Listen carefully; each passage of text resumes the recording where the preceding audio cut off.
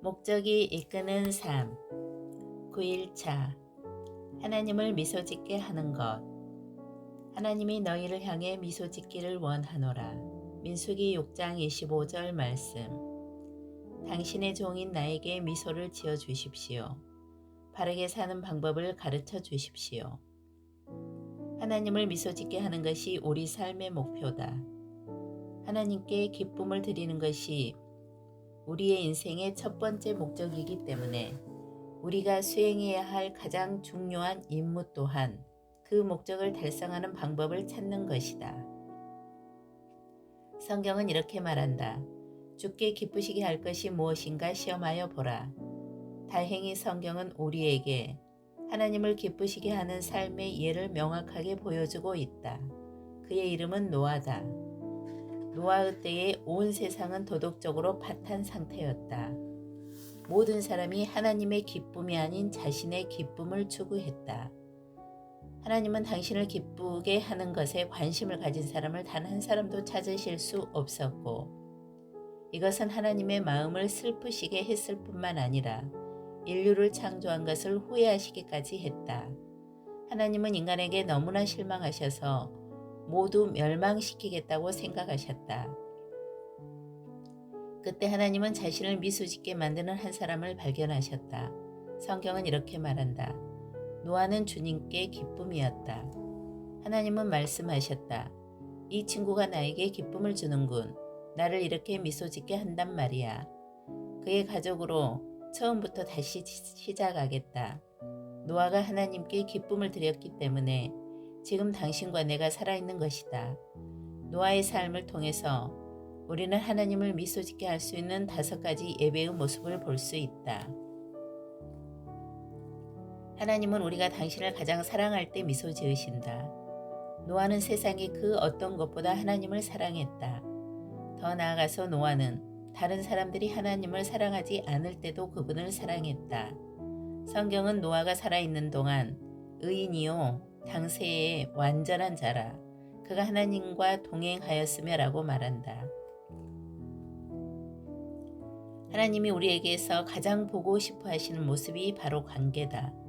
세상에서 가장 놀라운 진실은 우리의 창조주가 우리와 교제하기를 원하신다는 것이다. 하나님은 우리를 사랑하기 위해 만드셨고 우리가 그 사랑을 그분에게 되돌려 드리기를 원하신다. 하나님은 말씀하신다. 나는 너의 제사를 원하는 것이 아니고 너의 사랑을 원한다.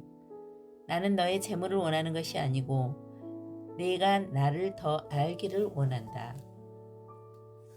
이 구절에서 하나님이 우리에게 갖고 계시는 열정을 느낄 수 있는가? 하나님은 우리를 깊이 사랑하시고 우리가 또한 하나님을 사랑하기를 원하신다. 그러기에 그분은 우리가 하나님을 알아가고 그분과 함께 시간을 보내기 원하신다. 하나님을 사랑하고 하나님의 사랑을 받는 방법을 배우는 것이 우리 삶의 가장 큰 목적이 되어야 하는 이유가 이 때문이다. 그 어떤 것도 이보다 중요할 수 없다. 예수님은 그것을 가장 중요하고 큰 계명이라 하셨다. 예수께서 가라사대 내 마음을 다하고 목숨을 다하고 뜻을 다하여 주 너의 하나님을 사랑하라 하셨으니 이것이 크고 첫째 되는 계명이요. 마태복음 22장 37절에서 38절 말씀. 하나님은 우리가 당신을 온전히 신뢰할 때 미소 지으신다. 노아가 하나님을 기쁘시게 한 두 번째 이유는 그가 전적으로 하나님을 신뢰했다는 것이다. 이해되지 않는 상황 속에서도 그는 하나님을 신뢰했다. 성경은 이렇게 말한다. 믿음으로 노아는 아직 보지 못하는 일에 대한 하나님의 경고를 들었습니다. 그는 하나님께 순종해서 그의 가족을 구원할 방주를 지었습니다. 그는 믿음으로 세상이 잘못되어 가고 있음을 사람들에게 알리고 하나님과 의의 관계를 맺은 사람이 되었습니다. 이 장면을 한번 상상해 보라. 어느 날 하나님이 노아에게 오셔서 말씀하신다. 나는 인간들에게 실망했단다. 이 세상에 나를 생각하는 사람은 너밖에 없구나. 하지만 노아야, 내가 너를 바라볼 때 나는 미소를 짓는다. 나는 세상에 홍수를 내릴 것이지만 너의 삶을 기뻐하기 때문에 너의 가족을 중심으로 새롭게 시작하려고 한다. 나는 너와 동물들을 구할 수 있는 커다란 배를 내가 만들기를 원한다. 노아가 의심할 수도 있었을 세 가지 문제가 있었다. 첫째, 노아는 비를 한 번도 본 적이 없다. 왜냐하면 홍수가 오기 전에 이 땅의 모든 물은 하나님이 지면의 샘을 터뜨려서 주셨기 때문이다. 그래서 그들은 무지개를 본 적도 없었다. 둘째로 노아는 가장 가까운 바다에서부터 수백 킬로미터 떨어진 곳에 살고 있었다. 그가 배를 만드는 법을 배운다 하더라도 그 배를 어떻게 물가로 옮길 수 있겠는가? 세 번째는 모든 동물을 모으고 돌봐야 했다. 하지만 노아는 불평하거나 핑계를 대지 않았다. 대신 하나님을 전적으로 신뢰했는데 그것이 하나님을 기쁘시게 했다. 하나님을 온전히 신뢰한다는 것은 하나님이 우리 삶에 가장 좋은 것이 무엇인지 아신다는 믿음을 갖는 것을 의미한다. 하나님이 약속을 지키시고 문제에 부딪혔을 때 도와주시며 불가능한 일을 해결해 주시기를 기대하는 것이다. 성경은 이렇게 말한다. 여호와는 자기를 경외하는 자와 그 인자심이 바라는 자들을 기뻐하시는도다. 시편 147장 11절 말씀. 노아가 방주를 다 짓는 데는 120년이 걸렸다. 그는 분명 힘든 날들을 보냈을 것이다. 해가 거듭되어도 비가 올 기미는 보이지 않았고 그는 하나님이 자기에게 말을 한다고 믿는 미친 사람이라는 비난을 받았다. 나는 노아의 자녀들도 아반당에서 모양을 갖추어 가고 있는 커다란 배 때문에 창피해 했을 것이라고 생각한다. 하지만 노아는 계속 하나님을 신뢰했다. 우리 삶의 영역 가운데 어떤 부분에서 우리는 하나님을 전적으로 신뢰해야 하는가? 신뢰는 예배의 모습이다. 자녀들이 부모의 사랑과 지혜를 신뢰할 때 부모가 기뻐하듯 하나님도 우리의 믿음에 기뻐하신다. 성경은 이렇게 말한다. 믿음이 없이는 기쁘시게 못하나니. 히브리서 11장 6절 말씀. 하나님은 우리가 마음을 다해 순종할 때 미소 지으신다. 전 세계를 뒤덮은 홍수에서 동물을 구해내는 것은 운송 방법과 그 외의 구체적인 사안들에 많은 신경을 써야 하는 일이었다. 모든 것은 하나님이 처방해 주시는 대로 이루어져야 했다. 하나님은 노아야, 내가 원하는 대로 아무 배나 지어라라고 말씀하지 않으셨다. 하나님은 방주에 실을 동물 각각의 수뿐 아니라 방주의 크기, 모양, 그리고 재료까지 세세하게 지시하셨다. 성경에 나타난 노아의 반응은 이러하다. 노아가 그와 같이 하되 하나님이 자기에게 명하신 대로 다 준행하였더라. 창세기 6장 22절 말씀. 노아가 모든 것에 순종했고 그리고 정확하게 순종한 것을 보라. 이것이 온 마음을 다하는 것이다. 하나님이 노아를 보시며 기뻐하신 것은 너무나 당연하지 않은가? 만일 하나님이 우리에게 큰 배를 지으라고 명하셨다면 우리는 그에 대해 의문을 제기하고 반대를 하며 조건을 달지 않았겠는가? 노아는 그렇지 않았다. 그는 진심으로 하나님께 순종했다. 진심 어린 순종이란 하나님이 명하신 것에 조건을 달지 않고 지체 없이 무엇이든 행하는 것이다. 미루지 않아야 한다. 기도해 보겠습니다. 라고 말하지도 않는다. 망설임 없이 바로 행한다. 나중에 하겠다는 말은 사실은 하지 않겠다는 뜻임을 모든 부모는 안다. 하나님은 우리에게 설명을 하시거나 명하신 것에 대해 이유를 말해줄 필요가 없으시다. 이해는 나중에 하더라도 우선 순종해야 한다. 즉각적인 순종은 평생 성경에 대해 토론하고 공부하는 것보다 훨씬 많은 것을 가르쳐 줄 것이다.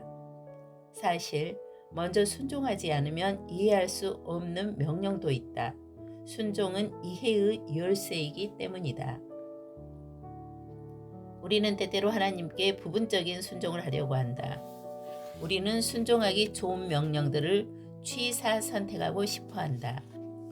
좋아하는 명령만으로 목록을 만들어 그것들만 순종하고 부당하고 어려우며 비용이 많이 들고 혹은 사람들에게 인기를 끌 수 없는 명령들은 간과한다.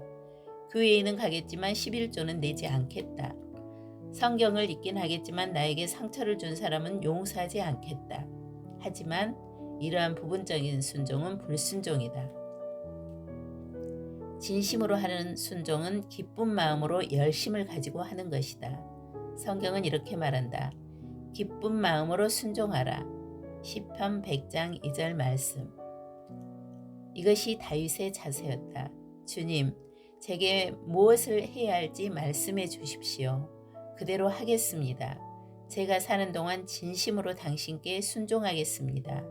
시편 119장 33절 말씀. 야고보는 이미 크리스천이 된 사람들에게 이렇게 말했다. 우리가 믿는 것뿐 아니라 하는 행동들로 하나님을 기쁘시게 한다. 하나님은 우리가 스스로의 힘으로 구원을 얻을 수 없다고 명확하게 말씀하신다. 우리의 노력이 아닌 은혜로만 가능하다. 하지만 하나님의 자녀로서 우리는 하늘에 계신 아버지께 순종을 통해 기쁨을 드릴 수 있다. 모든 순종의 모습은 또한 예배의 모습이다. 왜 순종이 그토록 하나님을 기쁘시게 만들까? 왜냐하면 이를 통해 하나님을 사랑한다는 것을 알 수 있기 때문이다. 예수님은 말씀하셨다. 너희가 나를 사랑하면 나의 계명을 지키리라. 요한복음 14장 15절 말씀. 하나님은 우리가 계속해서 당신을 찬양하고 감사드릴 때 미소 지으신다. 마음에서 우러나오는 찬양을 받고 감사의 인사를 받는 것만큼 기분 좋은 일은 없다. 하나님도 이를 좋아하신다. 우리가 경의와 감사를 표할 때 그분은 미소 지으신다. 노아는 찬양과 감사의 마음으로 살았기 때문에 하나님을 기쁘시게 했다. 세상의 그 누구도 하나님을 예배하지 않았을 때 노아는 하나님께 예배드렸고 홍수에서 살아남은 이후 그가 가장 먼저 한 행동 또한 산제물로 하나님께 감사드린 것이었다. 성경은 이렇게 말한다. 노아가 여호와를 위하여 단을 쌓고 모든 정결한 짐승 중에서와 모든 정결한 새 중에서 취하여 번제로 단에 드렸더니 창세기 8장 20절 말씀. 예수님의 희생으로 우리는 더 이상 노아처럼 동물로 제사를 드리지 않는다. 대신 하나님께 찬미의 제사와 감사의 제사를 드리라고 성경은 가르쳐주고 있다. 이것이 예배의 가장 아름다운 모습이다. 우리는 하나님 되심을 찬양하고 그분이 우리를 위해 하신 일들에 대해 감사한다. 다윗은 찬양했다. 내가 노래로 하나님의 이름을 찬송하며 감사함으로 하나님을 광대하시다 하리니 이것이 곧 뿔과 굽이 있는 황소를 드림보다 여호와를 더욱 기쁘시게 함이 될 것이라. 시편 69장 30절에서 31절 말씀. 우리가 하나님께 찬양과 감사를 드릴 때 놀라운 일들이 벌어진다. 하나님께 기쁨을 드리면 우리의 마음도 기쁨으로 가득 차게 된다. 어머니는 나를 위해 요리해 주는 것을 좋아하셨다. 내가 케이와 결혼했을 때 해도 우리가 부모님 댁에 방문하면 어머니는 아주 기가 막힌 요리를 손수 만들어 주시곤 하셨다. 어머니의 커다란 기쁨 가운데 하나가 자녀들이 어머니가 준비한 음식을 먹고 즐거워하는 것을 보시는 것이었다. 어머니가 만든 음식을 먹는 것을 즐거워하면 할수록 어머니는 더 기뻐하셨다. 그뿐 아니라 우리도 음식을 먹으며 즐거움을 표현하여 어머니를 기쁘게 하는 것을 좋아했다. 이렇게 함으로써 모두가 기뻐할 수 있었다. 나는 어머니가 만들어주신 맛있는 음식을 먹으면서 극찬을 하고 어머니께 찬사를 보냈다. 나는 음식을 즐길 뿐 아니라 어머니를 기쁘게 해드리려고 했다. 모두에게 기쁨이었다. 예배도 역시 이와 같은 상호작용을 한다. 우리는 하나님이 우리를 위해 해주신 것들에 기뻐하고 우리가 그 즐거움을 하나님께 표현할 때 하나님 또한 기뻐하신다. 그리고 이는 우리에게 더 큰 기쁨을 준다. 시편은 이렇게 말한다. 의인은 기뻐하여 하나님 앞에서 뛰놀며 기뻐하고 즐거워할지어다. 시편 68장 3절 말씀. 하나님은 우리가 능력을 사용할 때 미소 지으신다. 홍수 이후에 하나님은 노아에게 다음과 같은 간단한 지시를 내리셨다. 생육하고 번성하여 땅에 충만하라. 무릇 산 동물은 너희의 식물이 될지라. 채소같이 내가 이것을 다 너희에게 주노라. 창세기 9장 1절에서 3절 말씀. 하나님은 말씀하셨다. 이제 내가 평상시와 같이 살 때가 되었다. 그러니 이제부터 내가 인간에게 부여한 일들을 수행하여라. 배우자와 사랑을 나누어라. 아이를 낳아라. 가정을 꾸려라. 곡식을 심고 그것을 먹어라. 인간의 방식으로 살아라. 나는 너희들을 이렇게 만들었다. 우리가 성경을 읽고 교회에 가며 기도하고 믿음에 대해 이야기하는 것과 같은 영적인 활동을 할 때에만 하나님이 우리를 바라보며 기뻐하실 것이라고 생각할지도 모른다. 그러나 하나님이 우리 삶의 다른 부분들에 대해서는 관심이 없으실 것이라고 생각할지도 모른다. 그러나 사실 하나님은 우리가 일을 하든 놀든 쉬든 혹은 먹든 우리 삶의 모든 구체적인 부분을 바라보며 기뻐하신다. 우리의 움직임을 단 하나도 놓치지 않으신다. 성경은 이렇게 말한다. 주님께서 사람의 갈 길을 정하시고 삶의 모든 부분에 대해 기뻐하신다. 시편 37장 23절 말씀. 죄를 제외하고서 사람이 하는 모든 활동이 찬양의 자세를 가지고 행해질 때 하나님께 기쁨을 드릴 수 있다. 우리는 하나님의 영광을 위해서 접시를 닦고 기계를 수리하며 물건을 팔고 컴퓨터 프로그램을 작성하며 곡식을 키우고 또한 가정을 꾸릴 수 있다. 자식을 자랑스러워하는 부모처럼 하나님도 당신이 주신 재능과 능력을 발휘하는 우리의 모습에 특히 기뻐하신다. 하나님은 일부러 우리 각자에게 다른 능력을 주셨다. 어떤 사람은 운동을 잘하도록, 또 어떤 사람은 분석을 잘하도록 만드셨다. 우리는 기계, 수학, 음악 또는 그 외의 수천 가지 기술에 대한 능력을 받았을 수 있다. 이 모든 능력들은 하나님을 기쁘시게 할 수 있다. 성경은 이렇게 말한다. 하나님은 각 사람을 다르게 만드셨고 우리가 지금 하는 모든 일을 보고 계신다. 시편 33장 15절 말씀. 우리의 능력을 숨기거나 다른 사람처럼 되기 위해 노력할 때는 하나님께 영광이나 기쁨을 드릴 수 없다. 우리 모습으로 있을 때만 하나님께 기쁨을 드릴 수 있다. 우리 모습의 어떤 부분을 거부할 때마다 우리는 하나님의 지혜와 우리를 창조하신 하나님의 주권을 거부하는 것이다. 너는 너의 창조주와 논쟁할 권리가 없다.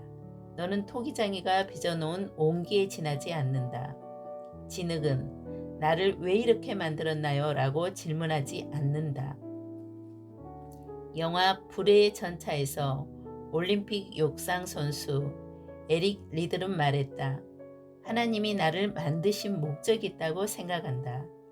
하지만 그분은 또한 나를 빠르게 달리는 사람으로 만드셨고 나는 달릴 때 하나님의 기쁨을 느낀다. 후에 그는 뛰는 것을 포기하는 것은 하나님을 모욕하는 것이 될 것이다 라고 말했다. 세속적인 능력은 없다. 단지 능력을 오용할 뿐이다. 하나님의 기쁨을 위해 능력을 발휘해 보라. 하나님은 또한 우리가 당신의 피조물들을 즐기는 것을 보며 기뻐하신다.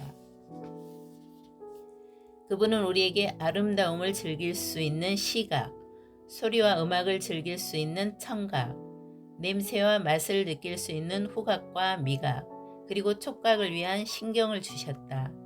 모든 즐거움의 행위는 하나님께 감사드릴 때 예배의 모습이 된다. 성경은 이렇게 말한다. 하나님은 우리의 즐거움을 위해 모든 것을 기꺼이 주신다. 디모데전서 6장 17절 말씀.